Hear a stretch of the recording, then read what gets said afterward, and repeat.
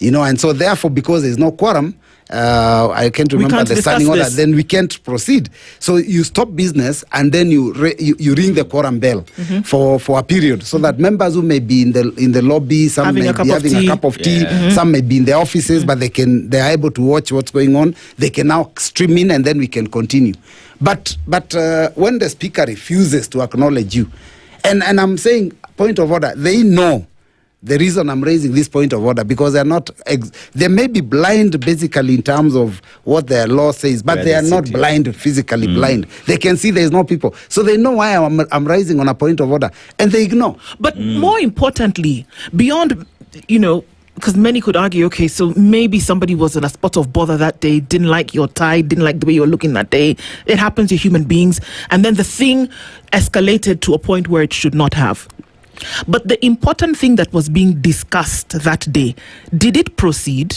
Yes, it proceeded as if there was... on an illegality. Completely illegal. Yes. So this is the thing here. Yes. So then why do things like that continue to happen? Because one would have said, if you stood on point of order, and if you stood on business to say that this is actually not allowed constitutionally, we cannot be having a discussion of such national importance where, number one, you do not have quorum. Number two, you've gone against the rules of the House, but still... this conversation has passed as though there were quorum, and a substantive decision that was going to affect the country has then been made.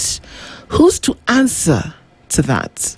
That's what I'm saying. The question was about the speaker, and I personally I went straight for the deputy speaker, because the deputy speaker has severally demonstrated outrageous decisions. But the speaker may make mistakes, but he is also sly, so he will not make it too obvious and too open.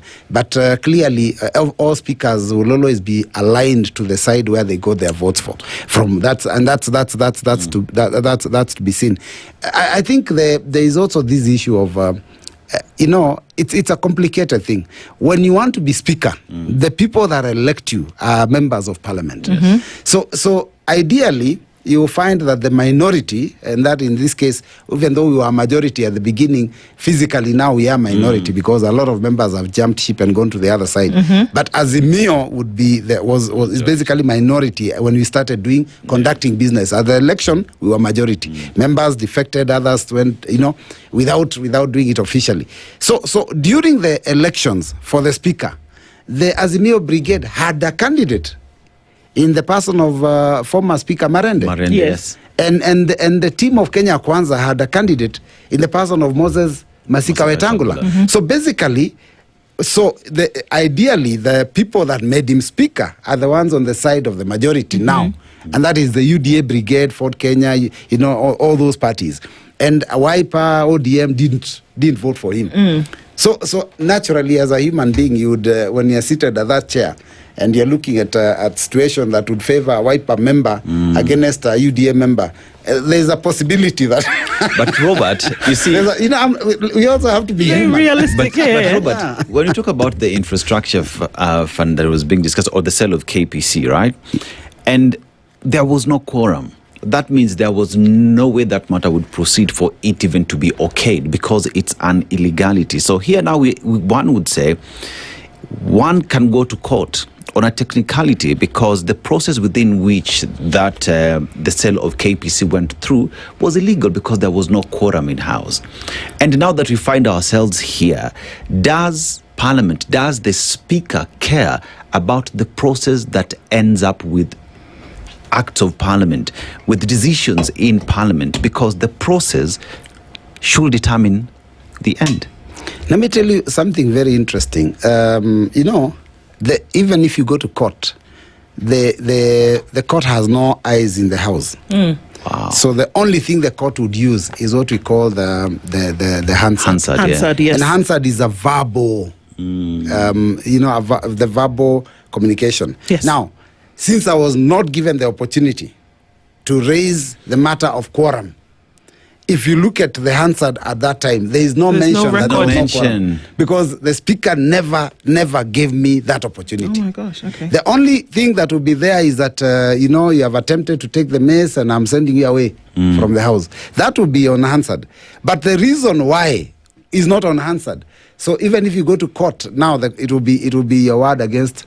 So it's a very complex thing, because how do you prove there was no quorum, other than when a member stands up and says there's no quorum? That's very interesting. So that's a problem we face. That's very interesting. But I think so. If you give rise to that, and then just coming through this whole conversation, I'm reminded of a court case, a very famous one that happened in this country, whereby 2 men had been accused and went through the charges and went through a trial over a gang rape of a woman.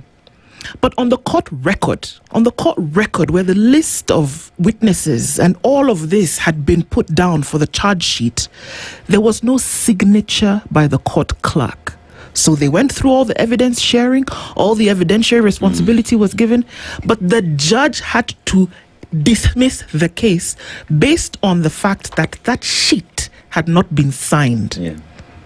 So here we are saying that, and then they was dismissed. Yeah. Leave alone what happened later on, but on that alone, that we are saying something like the divestiture of a public entity is being discussed on no quorum, which is a prerequisite for such things, doesn't happen. So then one is meant to ask, how many things then slip under the door that are not actually on the record, if such a thing in the public glare can happen, and you tell yourself that there's an oversight body, a representative body, a budget-making body? How many things could actually be lurking in the shadows that are actually sending Kenyans to their knees on a regular basis? There are many. I will even tell you that, our Constitution, Article 1, I think 115, gives the president some kind of power when it comes to the law, the power to assent to bills, and so that they become acts of parliament. If he doesn't do anything, within 2 weeks they become law. But if he expresses any reservations, for parliament to be able to ignore his reservations, they would require 2/3. So there's some power given to the president. Now, what the presidents have always done, and not just this one, even from the time we started the implementation of this constitution in 2013, the president would not express reservations, but they would give an amendment. They would give a bill with an amendment. Amending the bill is a responsibility of parliament. Parliament, yes. The law states that they can return the bill and express their, if they have some reservations, some dissatisfaction, they can say, I'm uncomfortable with this, so that we as a house can address it and decide how do we amend it. But we have always received amendments, and you know what? To overturn the amendment, you require 2/3. So what, in my opinion, that's an illegality by itself, because the president cannot legislate. But they have always legislated. They bring that bill. You can change figures. Like, let's say you can change figures on the finance bill. The president can return them to what he wanted and say and return as they them. did? Yes, as it is. And if you don't raise 2/3, that's it. It becomes law. I mean, so it's a very difficult situation we are in. I think that's why we require decency and leaders that that are decent enough to be able to do a good job. Indeed. The kind of leadership we have now of insults and that's not helping the country at all. And that's not giving us confidence that we are going in the right direction. Because at the end of the day, I mean, whether we like each other or don't like each other, we must know that we have a country to run. Absolutely. And we must respect the law that is there. And everybody must respect each other. If the insults are coming from none other than the president, how then do we run this country? One of the things that you have said this morning is that you actually need to look at the person who you've elected to represent you and see what it is that they've done. Somebody suggested the other day that you actually should have people stand on business